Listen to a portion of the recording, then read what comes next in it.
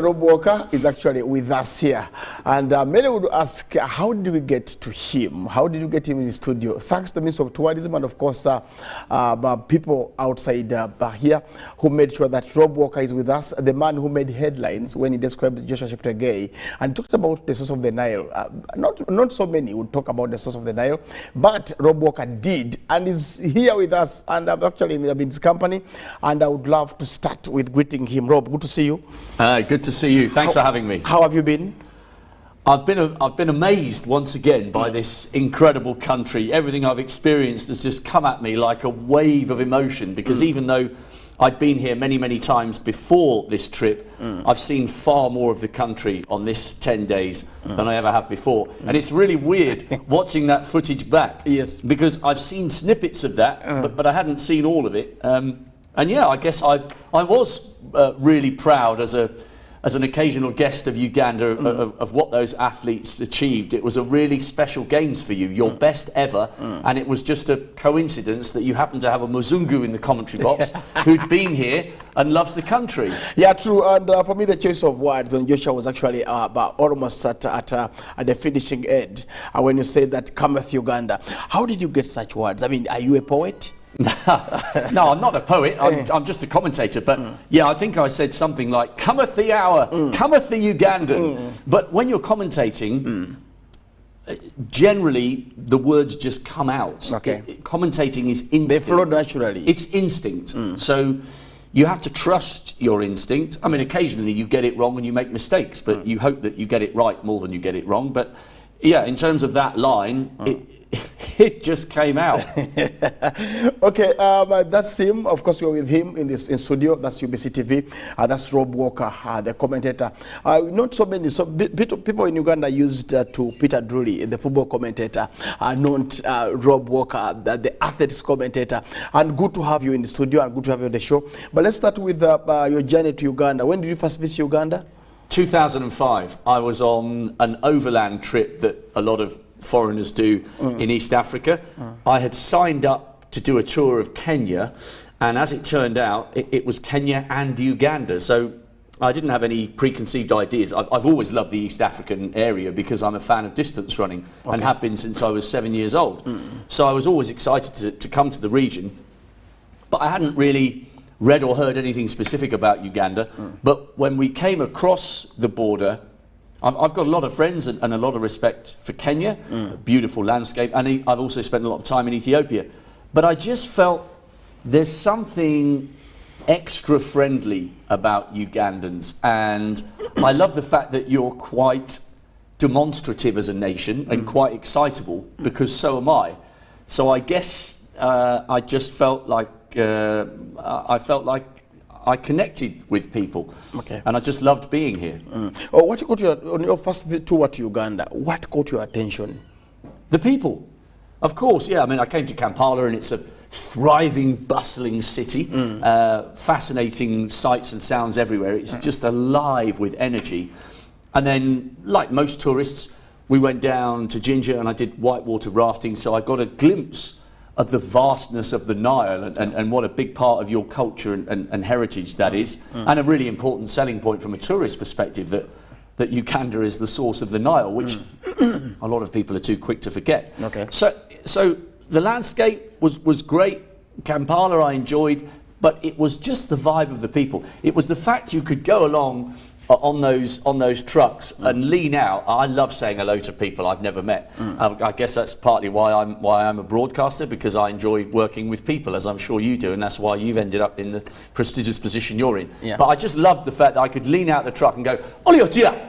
And then you could jump off the bus, go to the toilet, play some football with some kids, and I noticed that the smaller children here seem to find it hilarious if you call yourself Muzungu. So I would be pretending to chase them, Muzungu, Muzungu, and the kids go absolutely wild. So I just fell in love with the people. Okay. But what prompted you to pick interest and describe Uganda as the country, of course the best country you've ever visited, that kind of feel that I've been everywhere in the world, but Uganda is the best country I've visited. What prompted you?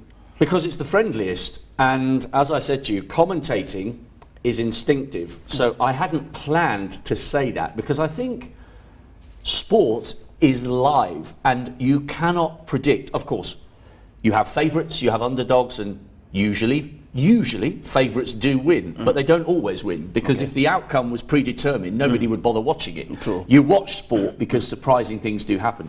So I think it's important from a commentary perspective to not try and be too clever, not try and plan too much in terms of what you're going to say. So I just said what I've always felt. You know, I have had the privilege. I've been a sports broadcaster for 24 years. I started in 1999 as a fresh-faced 24-year-old. My nose was still this big. Your nose was what? Come again? It was still this big. Probably tiny bit smaller, I don't know. But anyway, so I've travelled to and worked in more than somewhere between 40 and 50 countries around the world. So I've been to many different places. And as I've said numerous times on this trip, and as I said on air, I've never been to a friendlier country than Uganda. So I'm very open. If I feel something, I'll say it. And that wasn't said as any disrespect to any other nation, because I've been greeted beautifully in Kenya as well. But my overall impression is that I have never been anywhere friendlier than Uganda. So I said that in commentary, and I was really blown away by the extent of the reaction that generated here. I was really surprised and probably humbled as well. No, we actually, everybody was watching TV in the Olympics, that is at Tokyo 2020.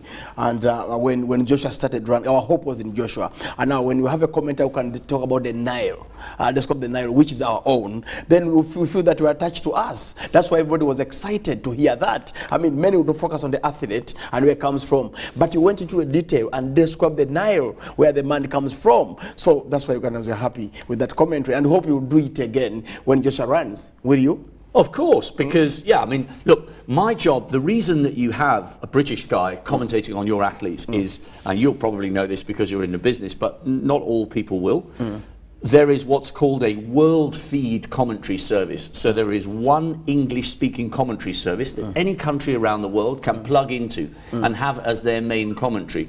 So the most important thing, when you're doing a world commentary, the most important thing is that you have to be neutral to a degree. Okay. Because if a Kenyan wins, I have to get excited. But I would do, because it would be a great story. However, journalistically, the story of Uganda turning a two-way rivalry between Kenya and Ethiopia into a triumvirate of excellence is a really intriguing twist and a tale. And as I've said to many people, and as I said to you when we were chatting before we came on air, you are in an unbelievable position at the moment as a country, because in Joshua Cheptegei and Jacob Kiplimo, you have two once-in-a-generation athletes who are here at the same time. You should really savour the next couple of World Championships, the next Olympic Games, because I think Joshua has an intention to step up to the marathon. Jacob will in the fullness of time. But remember, Jacob's only just turned 22. So he might well stay on the track, perhaps, until 2028. Whereas for Joshua, I think the marathon beckons. So not only have you got two world beaters, but we're going to see them battling for world cross-country gold this forthcoming weekend. True. And we'll see them going toe-to-toe in Budapest and next year in Paris at the Olympic Games, touch wood, as long as they don't get injured. But soon after that, Joshua will go to the roads. So you really do have two very special talents at the moment. And let's not forget, the only reason I'm here, the only reason I've met all these ministers and His Excellency, and I've been taken around the country, is that your athletes gave me the excuse to talk about Uganda. They are in many regards your best global ambassadors, because if they are in those finals and they have a chance of winning, it becomes a great story. And you can't tell a story about Uganda in an Olympic final if there are no Ugandans in the race. That is true. I agree. Now, 5 years ago, I hosted the president of the Athletics Association in Uganda here. That is the Benjamin Otuchet, and he told me before we went to Doha, I think, if I remember very well, for the World Championships, he told me that Ruben, get it from me 5 years ago. Joshua was, I think, 21 at a time, or at a time. He told me that when we had the Olympics, that was the London Olympics, when I had him, that was 2012. He told me that after a Chiprotich Stephen, we have a Joshua Cheptegei. I remember Rabbi telling him that that's not, but I don't think he's going to make it. Now, We are here with Rob Walker discussing Joshua, who I was told about 5, 6, 7 years ago. And based on what you've described here as somebody who follows athletics, I think Uganda as a country are blessed to have two athletes, Joshua and Jacob. And now, what can stop them from winning everything that is available is only injuries. But anyway, back to me and you here, and of course the viewer outside there. You went to Captura and visited Terrier. You saw the track there. How do you describe the future of athletes in this country based on what you saw in Captura? Well, I think the platform has been put there. So now you've got two things working in tandem, because you've got two inspirational male figures. And let's not forget, by the way, about Stella Chesang and also Pereth Chemutai. We talk about Joshua and Jacob, but Pereth became, as we saw on that footage there, Pereth became Uganda's first female Olympic champion. And Stella Chesang, who I think is the vice captain of the cross-country team, I saw her at the back end of last week, and she asked me for a selfie. I was quite humbled by that. But you've now got two things working really well because you've got the training centre. You have the inspirational figures.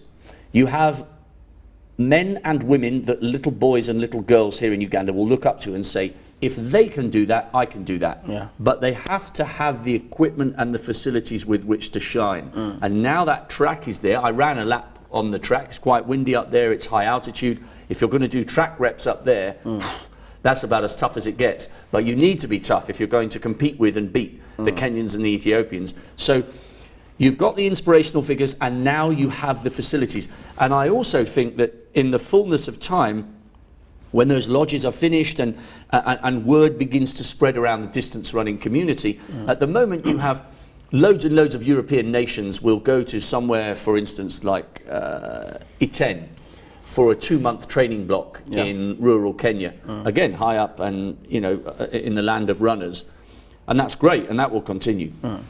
But you'll also start to attract people here to Captura, because they'll want to come and run where Joshua and Jacob and Stella Chesang and Pereth Chemutai are racing. So I think you'll also have some accidental tourism coming from that, because you might get British elite runners coming, but you'll also get fun runners. Marathon running is massive around the world. I'm talking about people who run 4 hours, 5 hours and raise some US dollars for a cause close to their heart. People like that might decide that they want to come and tie in a tourist trip with some running. So you've got a link there between sport and tourism. So what's going on up in Captura is important for the country's profile, not just the athletes that you want to represent you internationally in years to come. Okay. Of course, this question I've asked it about several people, and I need to get it from you as well. If you are told to pick the best athletes you've actually commentated, who would you pick? Haile Gebrselassie. Why would you pick him?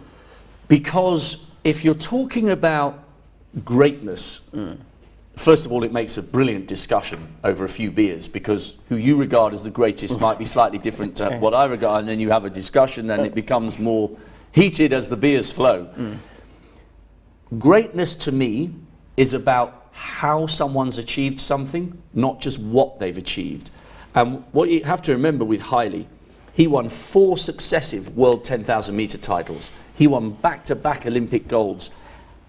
And Paul Tergat was a big part of that story, because year after year after year in the 90s and in 2000, when they had their iconic 10,000 meter race in Sydney, arguably the greatest 10,000 meter race in history, because Gebrselassie won his 2nd successive gold, but the race was so close. Even when I watch it back now, 20 years later, I still think Tergat's going to win. So, no, because you just love Haile Gebrselassie. You just love him. What he does. Yes, yes, but there is I'm getting somewhere in terms of a Joshua comparison. Haile was a statesman, and is a statesman, not just for Ethiopia, but for the African continent.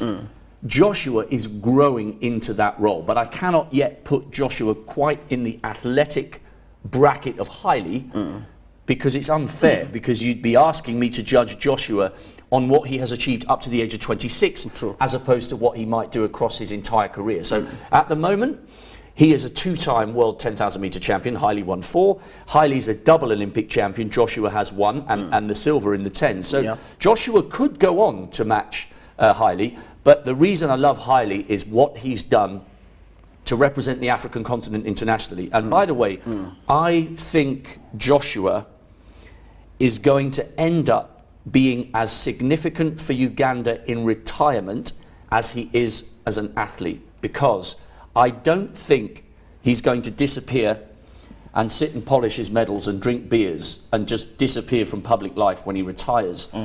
I think he's already showing signs that he's clever. I don't think he's got any political aspirations, but he's in a very powerful position to help spread the message around the world that Uganda is a must-visit tourist destination.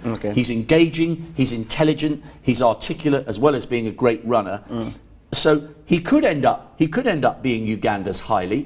Let's see in the fullness of time. Okay, one would ask you, Rob, that by Haile's time, competition wasn't so stiff. One would say that. And then by Joshua's time, maybe there's a lot of competition. And so one would also tell you the longevity of Haile. I mean, the years he put in, the great work he put in at win what he won. Look at the longevity. Do you think if Joshua is actually blessed to have that long career, can't he take over from Haile in terms of greatness? I think it would be hard to surpass Haile because of Haile's personality and because of, as I mentioned, the iconic races that he had again and again and again with Turgat. Because if you took Haile out, if Haile, hypothetically, if Haile's career doesn't exist, we would have been talking about Paul Turgat as one of the all-time greats, because he was a 5-time world cross-country champion, and you would have turned all his world and Olympic silvers into world and Olympic golds. So I don't think he could end up, if I'm being honest, I don't see how anybody could end up superseding Haile, but he could get close, or he could match him. They're two different personalities in two different countries, but their contribution to their respective countries and their contribution to their continents could be quite important, because I think there's a wider significance to the performances of people like Haile and like Joshua, because you're obviously a very successful, well-traveled man, and you would have been around the world, and in that regard, every time you go abroad, you are an advert for Uganda. Because I still think, in many countries around the world, I still think there's an accidental ignorance about large elements of the African continent because of the media that people outside the African continent are exposed to. Because, of course, when people are trying to raise money, they show difficult scenarios because they want to encourage people to donate. But people just need to come to this continent, and in specifically what we're talking about, they need to come to Uganda only once.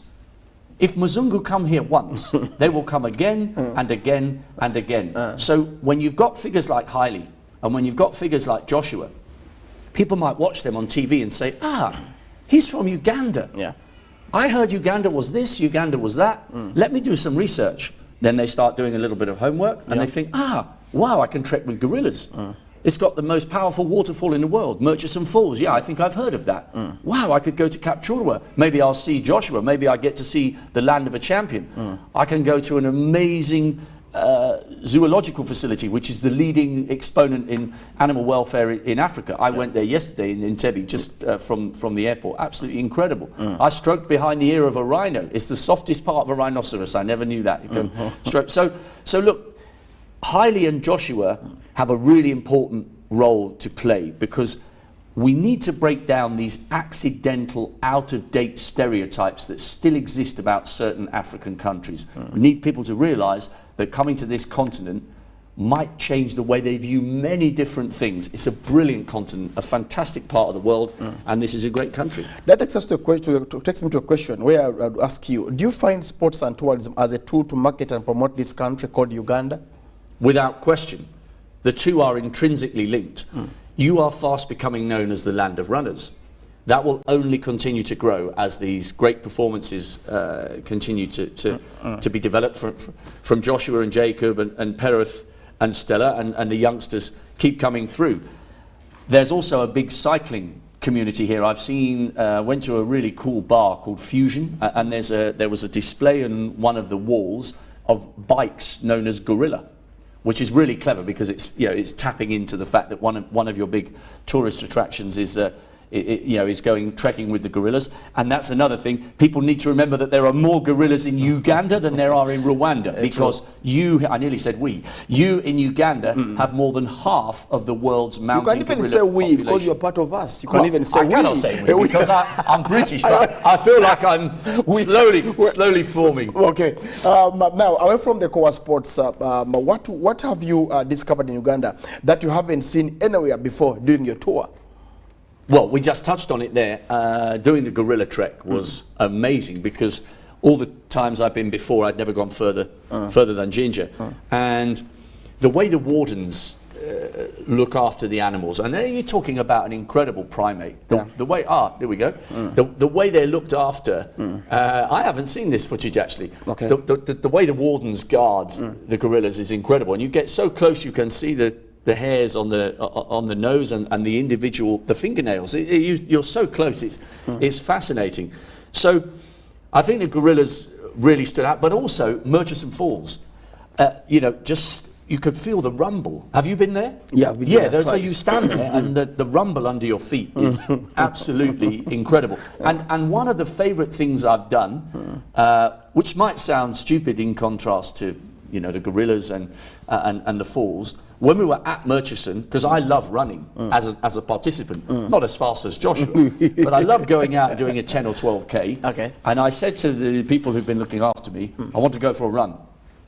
They said, yeah, it's hot. I said, yeah, but we're on a tight, you wouldn't believe how tight my timings have been in order to have done as much as we have in the week so far, the 10 days before I go back. And I went out into it was just rural roads. I can see you running. Oh, that's on the track. Yeah, that's on the track. So did you win the race? No. I was in my jeans. You're not good enough to win the race. That was when we met. That was when we met the Ugandan team ahead of them setting off. Okay. We were given a garland, and I was doing a little speech to the team, and Joshua and Jacob were listening, and I was just trying to fire up the team before they went. But I went for this run just on the orange roads around Murchison. It was brilliant. I was going up and high-fiving all the kids and chasing them around the village. I can see you with the kids there. Yeah, that was insane. When we landed in Kapchorwa, the children went absolutely wild. I don't think they knew who I was. They just saw this tall Muzungu guy getting out of the president's helicopter. 6'1" or 6'7". What's going on here? But yeah, going for that run was incredible. Yeah. Because this is the land of runners, and look, everywhere we went, we were just greeted with smiles, and that moment when we landed in that field, was incredible. Okay, finally, when you go back home and your son welcomes you back from the tour, what would you tell him? I cannot wait to bring my son here. He's too young to do the gorillas yet. He's only 9, and you have to be 15. But I'll just tell him what an amazing continent it is. He's already asked me loads and loads of questions. I happen to be in my 20s the first time I came to the African continent. Okay. I want my son to experience this part of the world way before that. So I can see in the next year, I'll be bringing him here. So I'll tell him about the animals, because he's a young boy. He loves nature. So I'll tell him about the animals, and I'll tell him about all the friendly people I met, and the fact that I was made to feel welcome. And he said to me, have you met important people there? Because we've had a few FaceTimes. I said, yeah. He says, did you meet the president? Yes. Have you been in a helicopter? Yes.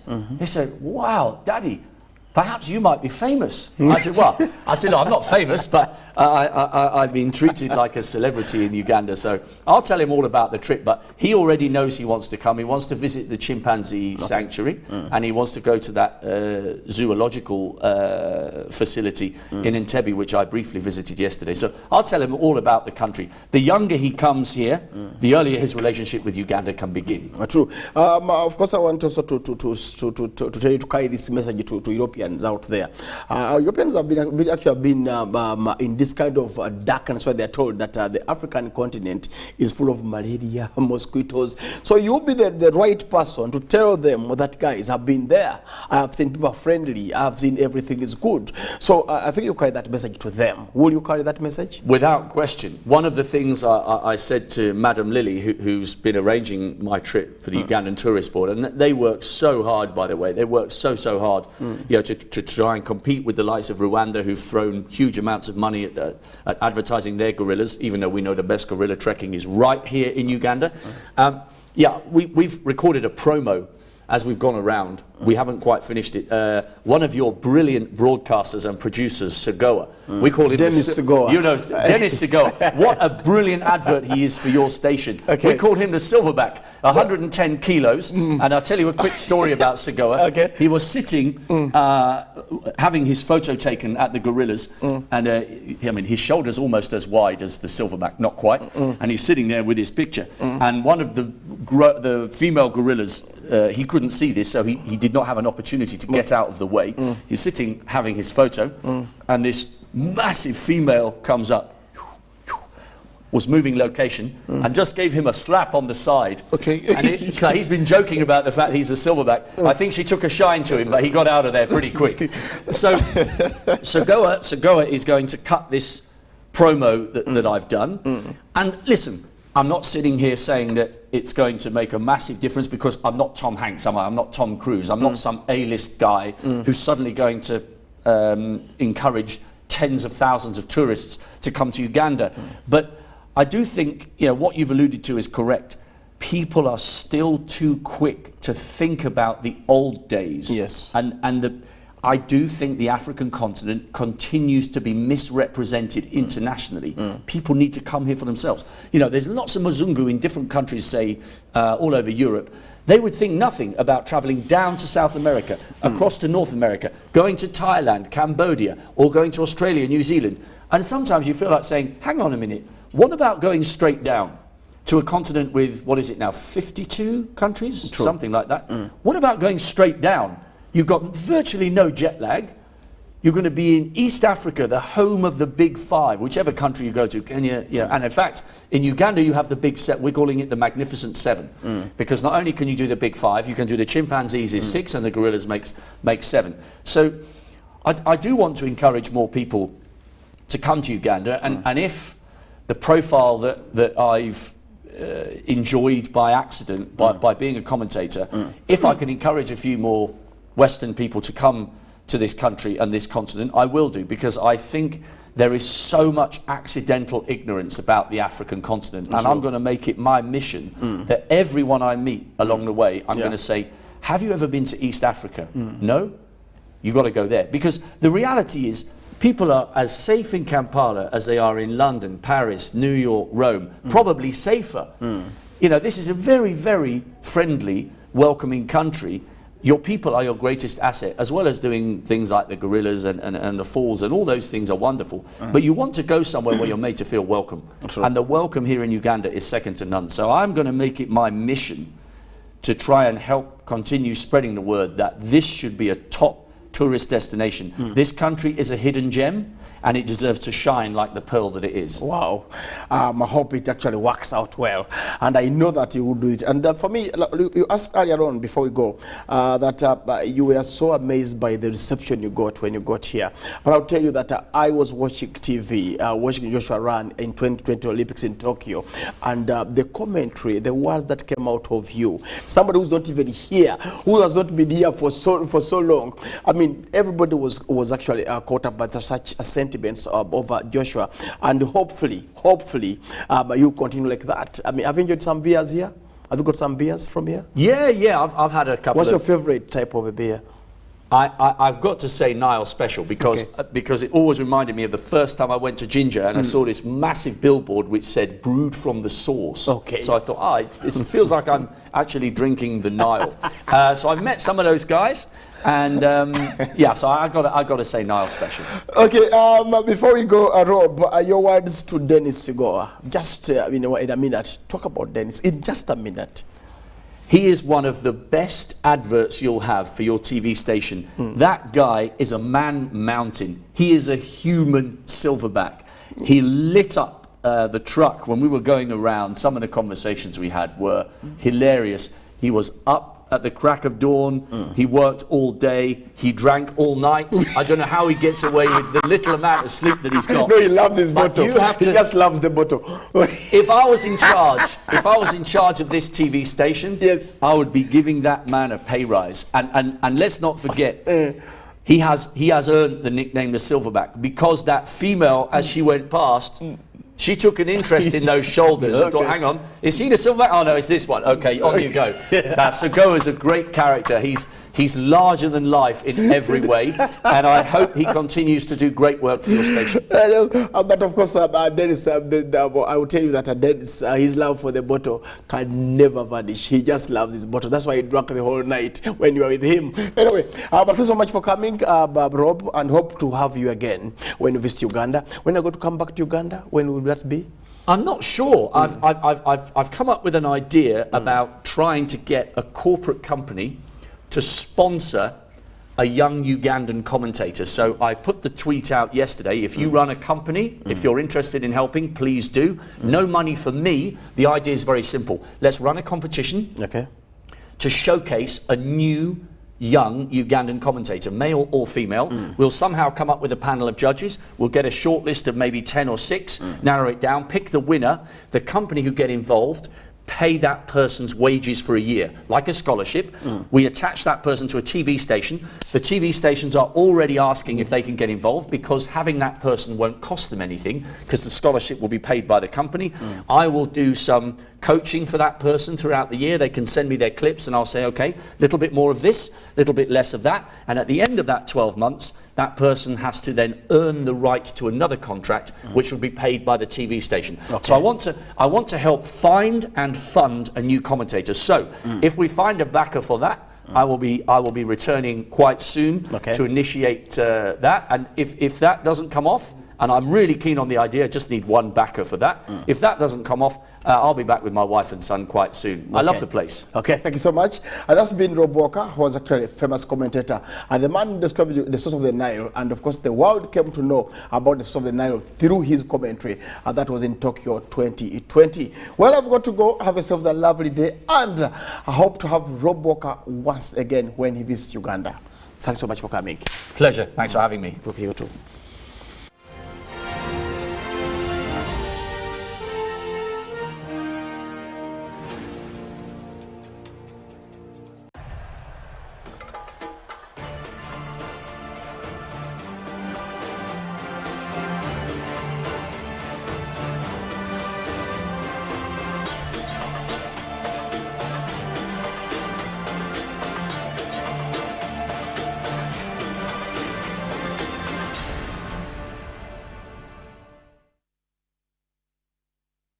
Of the day on UBC.